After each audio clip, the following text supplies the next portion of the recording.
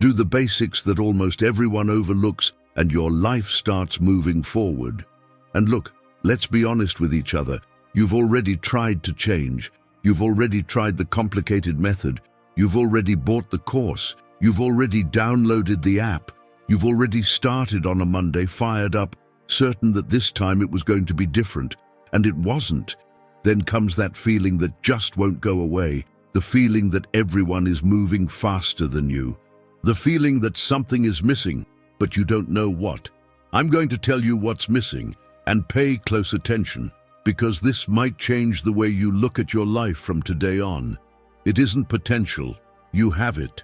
It isn't information, you have it. What's missing is the courage to do what's simple, because the simple doesn't impress anyone. The simple doesn't turn into a post. The simple doesn't turn into a story to tell. And that is exactly why almost no one does it.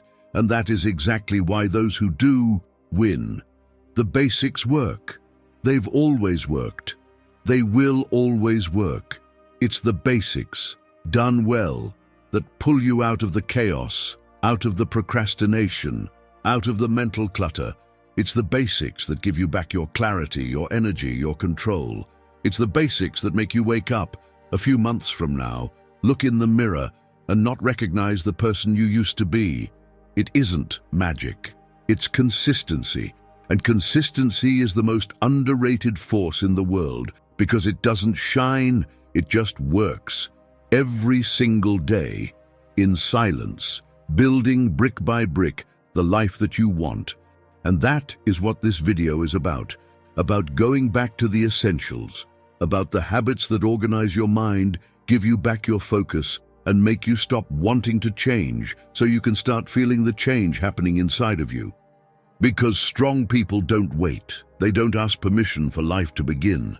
They simply act, and life sooner or later catches up. So decide right now, not tomorrow, not next Monday. Right now, comment down below. Today, I start with the basics. And start. Habit 1, the root of your energy, sleep. You can work out, eat well, meditate, read, go to therapy. If your sleep is out of order, none of that will deliver what it should. Your body works like a system. There is an internal clock regulating your energy, your hormones, your focus, and even your mood. When you go to bed early one day, stay up late the next, wake up at 6 on one morning and at 9 the next. You are not just sleeping poorly. You are throwing off the system that keeps your energy alive. The Stoics already talked about living in order with nature. Marcus Aurelius reminded us that everything that falls out of balance loses its strength. And with the human body, that is exactly what happens. The problem is not sleeping too little. The problem is that your body never knows when it will rest. And when it does not know, it goes into a state of alert. That is why so many people sleep 8 hours and still wake up tired, with a foggy head and a body with no drive. It is not a lack of sleep. It is a lack of consistency. For you to understand this kind of tension, think of a person who never knows when the next paycheck will come. Even when the money does come in, that person stays tense, worried, unable to truly relax. That is what happens. When rest does not have a set time, your body does not trust that it will recover, and a body that does not trust does not relax. Whoever builds an organized life starts with the basics. And the basics mean respecting your own rhythm. Going to sleep always at the same time, waking up always at the same time. It may sound too simple, and that is exactly why almost no one does it. Few people take it seriously, but the basics done well turn the simple into the extraordinary, the everyday into success, and effort into consistent results. It is not one day that transforms your routine. It is staying the course, even when you do not feel like it, even when no one is watching. That is what raises your standards and makes you live real results. When you do not have set times, your mind never fully shuts down. You lie down, scroll on your phone, think about your problems, toss and turn, sleep badly, and wake up even worse. The result is that constant tiredness, trouble focusing, a short fuse, and that strange feeling of always being behind on rest, as if your body never fully recovered. The solution is simple, but powerful. Pick a time to go to sleep. Pick a time to wake up, and stick to it every single day, including weekends. In the beginning, your body finds it strange. You feel sleepy at odd times, you wake up a little confused. But then it learns. The body always learns when you teach it with consistency. In a few days, you start falling asleep faster. In a few weeks, you start waking up even before the alarm goes off. Not because you slept more, because you slept better. You feel less irritable, more energized, you think more clearly, and you notice that your day gets so much more done. Epictetus said that discipline is governing what depends on you, and few things depend on your choices as much as the time you go to bed. When sleep falls into order, everything else improves. Your energy, your focus, your mood, and even your patience with people. Now think with me. How many times have you stayed up late on the weekend, kept yourself awake watching a series, scrolling on your phone, or out with friends, and on Monday spent the whole day tired, yawning, unfocused, snapping at every little thing? That is not laziness. It is your disorganized body sending you the bill, and it always sends it with interest. If you want to put your life in order, start here. Set a fixed time to go to sleep. Set a fixed time to wake up. And treat that as a priority, not as an option. Hold on to this idea. Without organized sleep, every effort feels heavy. With sleep in order, your energy starts working in your favor, your mind wakes up, and you go back to functioning at your best. Sleeping well is not a luxury. It is the first decision of anyone who takes their own life seriously. And that leads us to the next habit. Because it is no use resting well if you feed badly the body that just recovered. It is like filling a powerful car with cheap fuel and expecting top performance. The next habit will decide whether that energy turns into clarity or turns right back into exhaustion. Habit 2. Nutrition that sustains clarity. You are not just what you eat. You think, you decide, and you act based on what you eat. And that is why your nutrition is not a detail of your routine, it is the foundation of it. You do not need a trendy diet. You do not need a complicated meal plan. You do not need an expensive product with a fancy name. You need real food. Food that your grandmother would recognize as food: rice, beans, eggs, vegetables, fruits, greens. The basics done well sustain your energy far more than any trendy supplement or ultra-processed food that promises miracles. And here is a truth that many people feel, but few connect. A poorly cared for body weakens the mind. When you eat poorly, you do not feel it only in your stomach. You feel it in the focus that fades in the middle of work, in the patience that runs out over the smallest thing, in the trouble making simple decisions, in that constant tiredness that does not even go away with coffee. For the Stoics, the body was the tool of the mind. Seneca said that we must treat the body with respect, because it is through it that we fulfill our role in the world. There is no strong mind in a body that is overloaded every single day. A tired mind does not make good decisions. It makes the easiest decision, but most people do exactly the opposite. They complicate what is simple. They become obsessed with calories, formulas, restrictive diets, while filling their grocery cart with ultra-processed products labeled fit. They buy protein bars full of chemicals, so-called healthy drinks full of hidden sugar, frozen meals, thinking they are taking care of themselves. And then they do not understand why they live tired, foggy, and out of energy.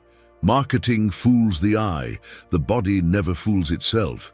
Go back to the simple. When you can, cook. It does not have to be anything fancy. Scrambled eggs with tomato is already a real meal. Rice, beans, and vegetables already sustain the body for hours. Sit down to eat. No phone in hand, no rush. Chew slowly. Pay attention to what you're putting inside yourself. This is also organizing your life. Because when you eat better, you think better, you sleep better, you work better, you decide better. Everything is connected. Now be honest with yourself. What you have been putting in your body every day, is it making you stronger? Or is it slowly making you weaker? If this made sense to you, leave a comment. I honor my body with real food. Because the person who chooses the simple every day builds clarity, strength, and discipline. And the person who takes care of the body expands the mind. Every meal is a vote. Either you vote for your best self or you vote for your exhaustion. There is no middle ground. Before we move on to the next habit, think about this carefully. If what goes into your body directly influences your mind, then look around you right now. Look at the clutter piling up, the things out of place, the tasks pushed off for later, the items scattered around that you do not even notice anymore. Because there is no use in chasing clarity on the inside while living surrounded by chaos on the outside.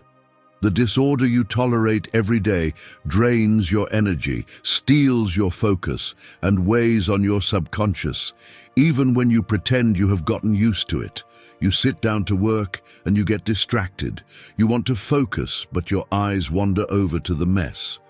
You feel a strange tiredness, as if everything takes more effort than it should. That is no coincidence. A disorganized environment tires the mind, and that is why the next habit is urgent. An organized mind does not survive in a neglected space, and an organized life is not born in the middle of chaos. Habit 3. Take care of your environment every day. Look around you right now. Is the space where you live serving you, or is it draining you? Because your environment is never neutral. Either it pushes you forward, or it pulls you down every single day, even when you do not notice. This is one of the simplest habits, and at the same time, one of the habits that most impacts your mental and emotional organization. Most people think that keeping the house in order requires an entire day of heavy cleaning.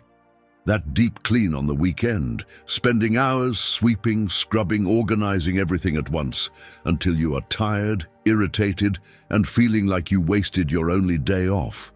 But the problem was never a lack of effort. The problem is letting everything pile up. Your house does not need cleaning marathons. It needs constant care.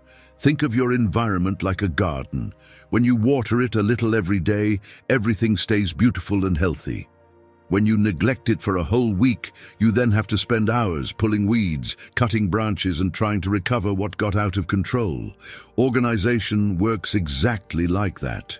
15 minutes in the morning, 15 minutes at night, one room at a time, one small task at a time. You wake up, you make the bed, you walk through the living room, you straighten the pillows. You go to the bathroom, you give the sink a quick wipe. You finish eating, you wash the plate right away instead of leaving it in the sink. Simple things. Quick. That do not wear you out, but that keep the chaos from building up, because chaos never arrives all at once. It builds itself in the details you ignore. When you leave things for later, the sink becomes a pile of dishes. The bedroom becomes a heap of clothes scattered around. The living room becomes a storage unit for things out of place. And then, by the end of the week, it feels like the whole house has turned into a problem. It is like ignoring your bills until they become a huge debt. It was not one big expense that caused the chaos. It was many small slip-ups stacked up over time. Napoleon Hill said that a messy environment is the reflection of a mind without a plan. And Marcus Aurelius went even deeper. Living surrounded by disorder weakens the spirit, while order builds a firm and clear mind. Clutter, without you noticing, robs you of your peace of mind, while order gives you back control and balance. When you organize your space, you are not just cleaning. You are training discipline. You are creating clarity. You are taking weight off your routine. Every object in its place is a small, silent victory over the chaos. And something curious happens. The house stops tiring you out just by looking at it. It stops being a source of stress, and it starts being a place that radiates calm, focus, and a sense of control. You no longer need to spend the entire Saturday cleaning because nothing has piled up. What used to look like enormous chaos turns into small actions that are easy to keep up with. Organization is not an event that happens once a week. It is a habit built on small choices, repeated every day until they become automatic. And hold on to this, a messy environment drains your energy. An organized environment gives you back control. When you live surrounded by disorder, your mind tends to get disorganized too. When the environment is in order, your head works better. Now be honest with yourself. Does your house bring you peace, or does it tire you out just by looking at it? Start today. Not everything, just one thing. Pick a small space. It could be the desk, the kitchen sink, the bedroom, the bathroom. Tidy it up and keep it in order every day. And watch how your mind starts to feel lighter, as if an invisible weight is lifted off your shoulders. Because when you put your environment in order, it is not only the house that changes, it is your sense of control over your life that comes back. Whoever masters their own space starts to master their own mind, and whoever masters their own mind starts to master their own destiny. Now you already understand, organization is not extreme effort. It is consistency. But there is something even more dangerous than a messy house. It is a messy mind. There is no point in a clean space if your thoughts remain confused, jumping from problem to problem with no direction, no focus, no clarity. If your environment is already starting to obey you, now it is time to strengthen the thing that will guide all your choices. In the next habit, I'm going to show you why reading every day is not a pastime. It is mental protection. It is what builds clarity, focus, and long-term vision. Habit 4. Spend 7 days reading. The biggest difference between those who thrive and those who only survive is not in luck, in talent, or in the starting point. It is in what each one puts into their own mind every day. Your mind works like a muscle. What you exercise grows. What you do not use weakens. If every day you feed your mind only with social media, quick news, short videos, and distractions, it gets used to shallowness. Over time, it becomes impatient, loses focus, and starts thinking shallow thoughts all the time. That is why so many people want to change their lives, make more money, gain more emotional control, make better decisions, but they keep repeating the same mistakes. It is not a lack of willpower, it is a lack of new thinking. When you think the same way every day, you live the same results. Now look at your routine.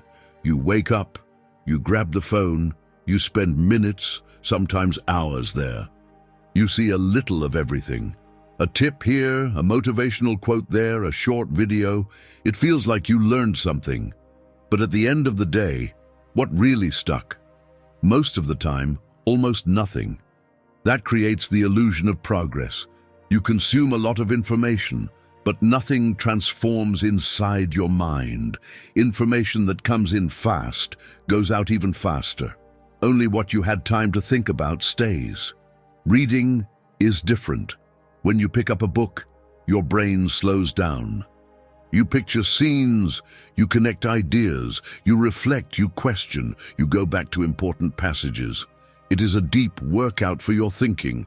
That is why you remember things you read calmly, but quickly forget videos you watched in a hurry. It is not a lack of memory, it is a lack of depth. The Stoics understood this very well. Marcus Aurelius wrote and reflected daily on what he read, precisely to organize his mind and turn knowledge into action. They knew that a trained mind can handle pressures that a disorganized mind cannot. An empty mind panics easily. A prepared mind reacts with clarity. Now think about the difference over the years. One person who every day reads about money, emotions, discipline, behavior, and life, and another who just lives on autopilot, reacting to problems as they show up. In the beginning, they look the same. After a while, one makes better decisions, avoids repeated mistakes, grows faster, and suffers less from impulses. The other one keeps putting out fires, not because one is more intelligent, but because one trained the mind every day. Time exposes who invested in themselves and who just let life carry them along. Reading daily is not about becoming an intellectual. It is about building a strong mind. And strong minds build organized lives. Think of reading as going to the gym for your brain. 10 pages does not seem like much, but done every day, it completely changes your mental capacity. 10 pages a day turns into 300 pages a month. In a few months, you have read more than most people read in years, not because you are special, but because you do the basics consistently. Knowledge only turns into power when it is used. But before you use it, you need to build that knowledge inside of you. And that does not happen with quick content. The practical part is simple and real. Pick a book. It can be physical or on your phone. Read calmly. Highlight what catches your attention. Write down important ideas. You do not need an hour a day. Start with 10 pages, but do it every day. It is this consistency that changes the way you think, your decisions, and over time, your life. If this habit made sense to you, write in the comments, "I read every day to think differently." Because when you make a commitment out loud, your mind starts to take it more seriously. And hold on to this, knowledge without practice turns into frustration. Reading without action turns into stagnant ideas. Every book you read is a version of yourself being born. Every book you ignore is a version of yourself that will never exist. The next habit is what turns everything you learn into daily discipline and real execution. If you want mental clarity, focus, and the strength not to quit halfway, do not skip the next one. Habit 5. Get your body moving. Your body was not made to spend the whole day sitting still. It was made to move throughout the day, to activate muscles, to circulate energy, and to keep the system running. But look at how most of us live. You wake up, and you already sit down for coffee. You sit in the car or on the bus. You sit at work for hours, staring at a screen.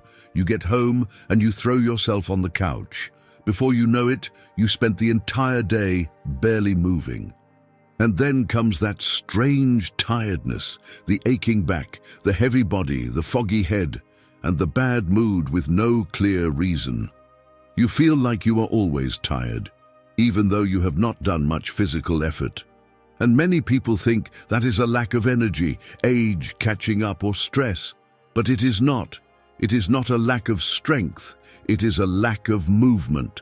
The human body works like a living machine. When it stays still for too long, everything starts to lock up. Circulation slows down, muscles get tense, breathing becomes shallow, and the mind shifts into slow mode. That is why you stand up after sitting for a long time and you feel your body stiff, as if it had rusted up. It is no coincidence. It is your body asking for movement. A still body ages in silence. A body in motion renews itself every day. Many people say, "When I have time, I will start exercising. When I have money, I will join a gym. When I am more in the mood, I will take care of my body." But the body does not wait for perfect conditions. It needs to move now. And the good news is that you do not need an expensive gym or hours of heavy training. You just need to stop living completely still. A walk, going up the stairs, stretching, getting up from your chair, walking around a bit, dancing. Simple things, done every day, already start to loosen up the body. In a few days, you feel less pain. In a few weeks, you notice more energy, and little by little your mood improves and your mind becomes clearer. Inertia is the greatest enemy of action, and it starts in the body. When the body moves, the mind follows. When the body stays still, everything feels heavier. The body is the instrument that allows the mind to act in the world. When that instrument is neglected, even simple tasks become difficult, and you do not have to overdo it. 20 minutes a day already make a real difference. And if 20 seems like a lot, start with 5. What transforms you is not occasional intensity, it is constant movement. A little every day beats a lot every once in a while. Always. Do not wait for the mood to move. Move even when you do not feel like it, because whoever only moves when they are pumped up is stuck with the mood of the day. Whoever moves, even on tired days, builds discipline, and discipline changes patterns. Now something practical for you. Stand up for a moment right now. Stretch your arms, roll your shoulders, take a few deep breaths. Then pick a fixed moment in your day to move a little. It can be after lunch, when you wake up, or before bed. A few minutes already count. Turn that into a habit. Energy is not born from staying still all the time. It is born from movement. Your body is the only home you will live in for the rest of your life. Take care of it like someone who knows there is nowhere else to move. Habit 6. Change the way you use screens. Try this right now. Grab your phone and look at how much screen time you had yesterday. That number is not just a statistic. It is the part of your life that you handed over without realizing. Everywhere you go, almost everyone has a phone in their hand. And do not blame yourself for that. In the last few years, our relationship with the phone has completely changed. It became part of our life. And today, without noticing, you depend on it for everything. The problem is that this dependence is stealing your energy, your time, and your clarity little by little. You do not grab your phone out of need. You grab it out of reflex. You wake up and you already unlock the screen. You eat staring at it. You work staring at it. You rest staring at it. You go to sleep staring at it.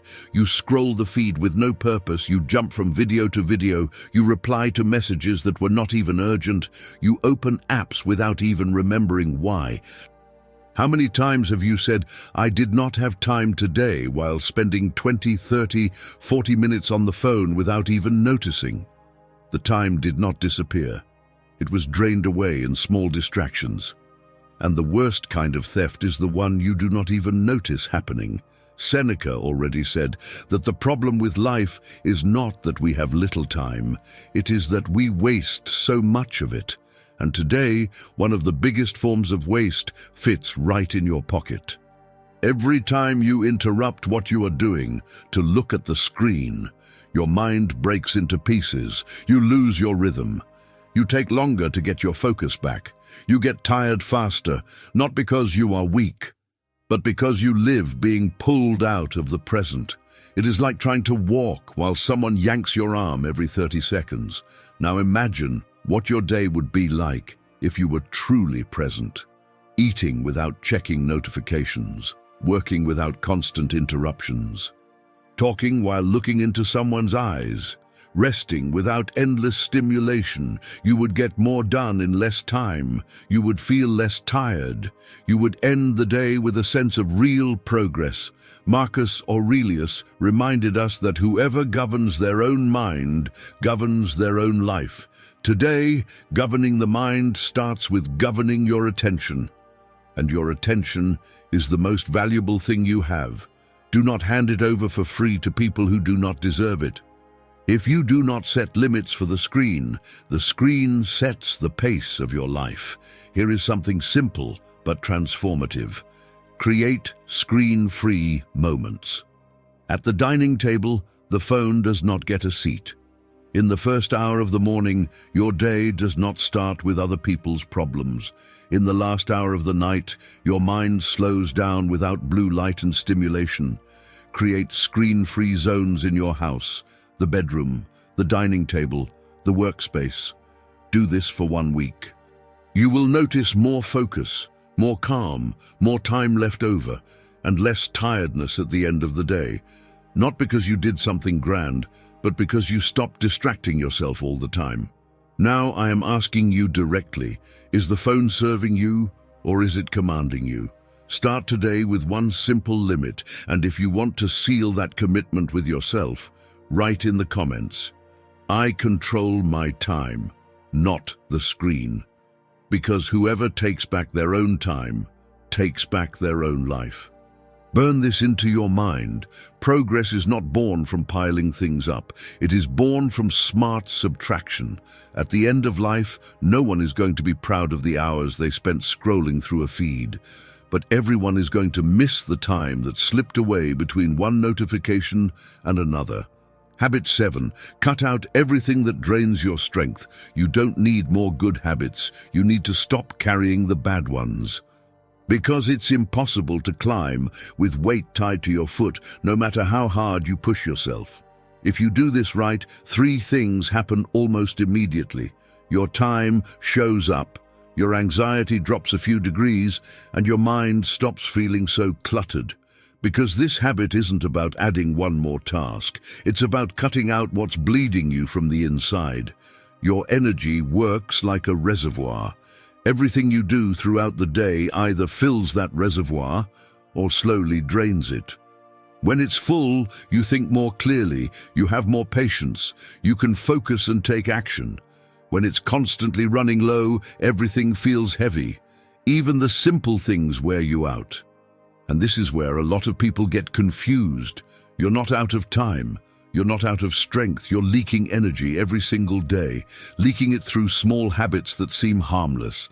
It's staying up late on your phone, even knowing you have to wake up early the next day. It's jumping on social media and walking away, comparing yourself to everyone. It's drinking or eating things that feel good in the moment, but leave you more tired afterward. It's that automatic thought that pops up every time something goes wrong. Nothing ever works out. It feels like things just won't get moving. None of that seems like much. But done every day, it weakens you from the inside. It's not the heavy blow that knocks most people down. It's the silent sum of all the small ones. It's like a cup with tiny holes in it. You try to get organized, you try to sleep better, you try to focus more, you try to improve your life, but your energy keeps slipping out through the invisible leaks. And then comes that strange feeling of living tired, anxious, and with a foggy mind. Now let me ask you a direct question. What do you do that weakens you, and yet you still defend it? You call it just a little. You call it my way. You call it everybody does it. But deep down, you know the price. You feel it in poor sleep, in a short fuse, in the lack of focus, in the discipline that never seems to stick. Real growth requires cutting out what doesn't serve who you want to become. Because there's no point trying to build something better while you keep feeding what pulls you down. Getting your life in order isn't just making a list of good habits, hoping you'll follow through. It's cutting out what's sabotaging you.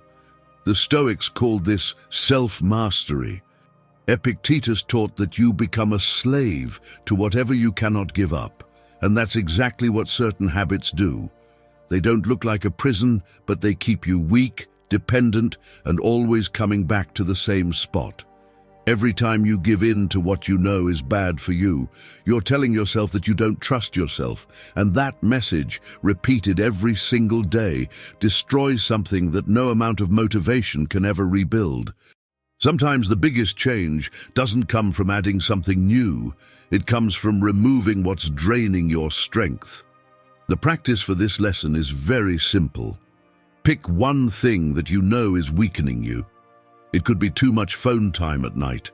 It could be eating way more sugar than your body actually needs. It could be a kind of thought that always drags you down. It could be a habit you always regret afterward. Cut it out for 7 days, just 7. Don't promise forever. Just test it and watch what happens to your energy, your mood, your mental clarity, and your patience. You're going to notice something powerful. A lot of what felt like pleasure was actually self-sabotage. Whoever has the courage to cut out what holds them back starts to recover a strength that was being stolen every single day. You don't need to become someone else. You need to stop blocking the person you already are from showing up. And hold on to this. Cutting out what weakens you is only half the road, because it's not enough to climb out of the hole. You need to choose where you're going to step next. Otherwise, you cut out one bad habit and you end up falling into another. And that's exactly what the next habit is going to teach you. Habit 8, build relationships that lift you up. The 5 people you spend the most time with are, quietly, the authors of your future. They don't tell you who you're going to be. They shape you every single day, without asking permission. You don't need a lot of people. You need people who don't drag your mind down, because a relationship isn't just company, it's direction. Look at real life. You start hanging out with people who complain about everything, and out of nowhere you're complaining too. You spend time with people who live in drama, and your mind starts to think it's normal to live in chaos. You spend time with people who make fun of discipline, and before long you feel silly for trying to improve. And the most dangerous part is that this doesn't happen like a shock. It happens like a habit. You start shrinking your goals to fit the environment. You start cutting your ideas down so you won't be criticized. You start hiding your progress so you won't bother anyone. And when you realize it, you're already living a smaller version of yourself, just so you won't make uncomfortable the people who never had the courage to grow. The Stoics were extremely clear about this. Marcus Aurelius reminds us in the Meditations that you end up resembling whatever you allow into your mind every day, and people enter your mind even when they're not talking to you, just through frequency, through the mood, through the way they look at life. So here's the question that's uncomfortable, but freeing. Who in your circle leaves you worse off after you walk away? Worse in mood, worse in hope, worse in courage, worse in discipline. There are people you see, and afterward you need to recover. That isn't friendship, that's drainage. And on the other side, it also exists people who leave you more whole. People who pull you back to reality without humiliating you. People who remind you of what you want to build when you're almost giving up. People who have the courage you wish you had. These people are rare, and when they show up, you take care of them. Because just one of these is worth more than 100 who only take up space. What took me the longest to understand in all of this is that building better relationships isn't about swapping out everyone.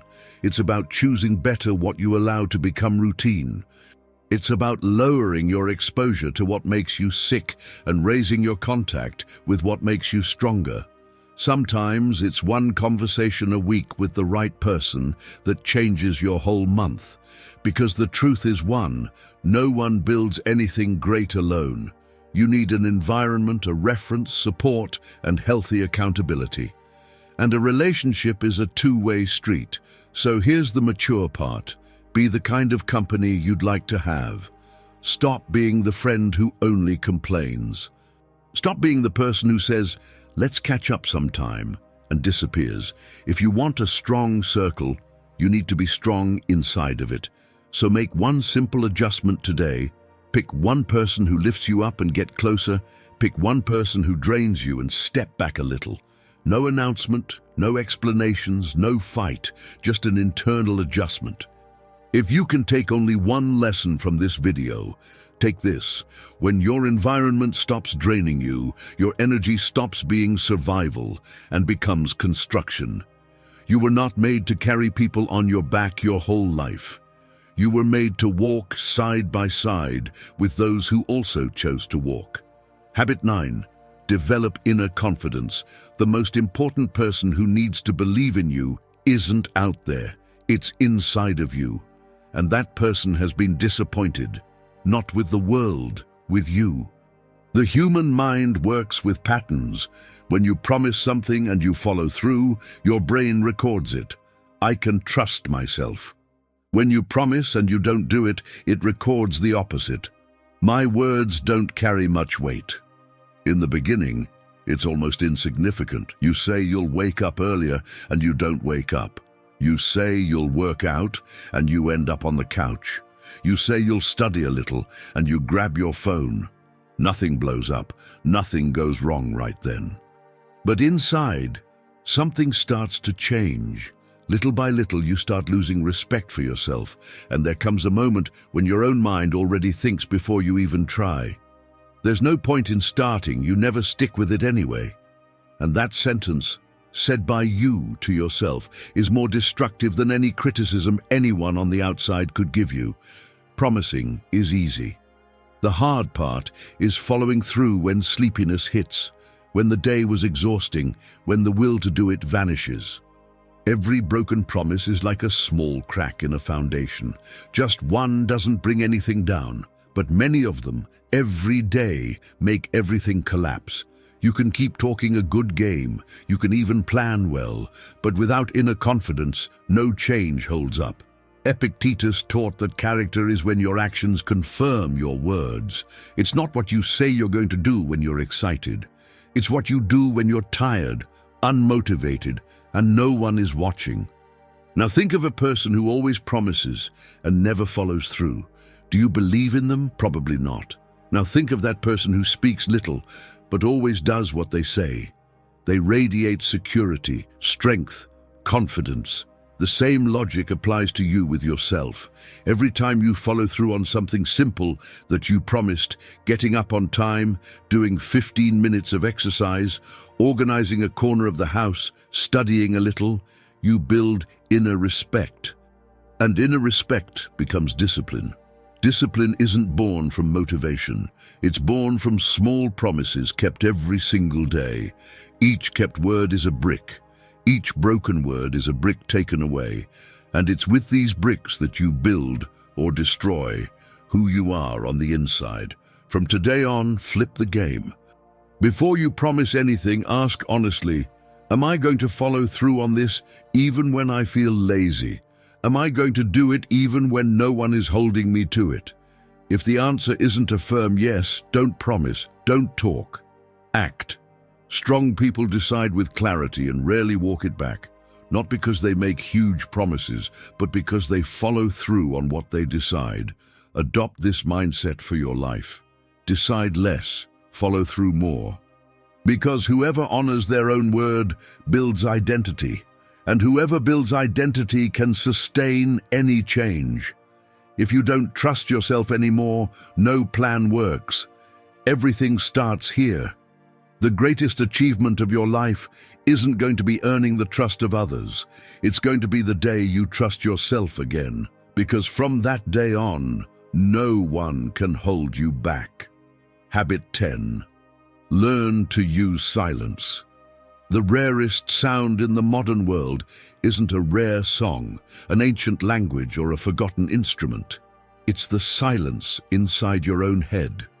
And maybe that's exactly why you've been feeling so lost. This habit ties all the others together. We live surrounded by noise all the time, notifications, videos, messages, music, screens, thousands of thoughts. There's always something taking up the space. And that's why almost no one truly thinks. Most people just react. The Stoics talked about this a lot. Seneca used to say that the mind needs stillness in order to grow stronger. In the noise, you get swept away by the current. In silence, you take back control. We run from silence because it forces us to face our own life. But that's exactly where clarity lives. It's in silence that you realize what's wearing you down, what's holding you back, what needs to change. It's in silence that your decisions become firmer. Whoever never stops listening to the world will never be able to listen to himself. And no one builds a good life without listening to himself first. You don't need to meditate like a monk. You just need to create moments without any kind of distraction. It can be 5 minutes in the morning. It can be before bed. It can be after lunch. Just you and your mind, breathing, thinking, sorting things out. This simple habit changes everything. And it may sound like a solution too simple and too magical to deliver so much. But be honest with yourself. When was the last time you stopped, took a breath, and stayed silent with an empty mind for 5 whole minutes? It's so basic, but I myself went months without doing it. But when I changed, when I learned to sit in silence, to live for a few minutes without depending on any kind of stimulation, I was finally able to hear what my soul and my body had been trying to tell me for a long, long time. Today, do your workout without headphones. Pour yourself a cup of coffee and stay 5 extra minutes in the kitchen. Take a longer shower. Whatever the time or the place, learn to use silence. This simple habit cleans you from the inside out. It gives you back your clarity. It helps you think better. Your mood gets better, your decisions get easier, and your energy starts flowing again. Silence isn't the absence of sound, it's the presence of you. And whoever learns to be with himself never truly feels alone again. None of these habits is complicated. None of them costs money. None of them demands a special talent. Waking up and sleeping better, training your body, organizing your routine, keeping the promises you make, seeking silence, the basics, the obvious, what everyone knows. And almost no one does. And that's exactly why it works. Most people look for motivation, shortcuts, quick fixes, but whoever builds a life in order starts from the foundation. Like a well-built house, the kind that doesn't show up overnight, but stands firm for many, many years.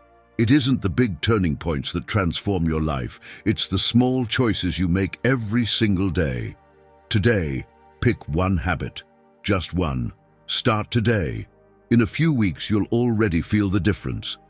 In a few months, your life will be on a whole different level.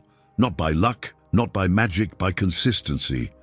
A year from now, you're going to exist either way. The only question is which version of you will be alive on that day, the one who kept putting things off, or the one who started today. And that answer doesn't depend on fate. It depends on what you're going to do in the next 24 hours. If these words reached you at the right moment, it's because you belong to the Stoic house. Leave your like, share, and subscribe. This is your place. Thank you for watching.